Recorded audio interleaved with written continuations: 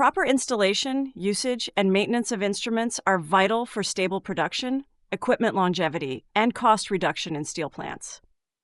Key considerations include environmental factors such as temperature, humidity, vibration, and corrosion. Instruments should be protected from extreme conditions and made of appropriate materials to withstand harsh environments. Correct positioning is essential. Pressure transmitters need stable areas to avoid fluctuations. Flow meters require adequate straight pipe lengths for accuracy. Thermocouples and RTDs must be inserted deeply to prevent errors, and level sensors should be placed to minimize disturbances. Wiring practices are crucial. Signal cables should not run parallel to power cables to reduce electromagnetic interference, and shielded cables must be properly grounded. Critical instruments should have uninterruptible power supplies to maintain stability. Regular calibration and testing are necessary.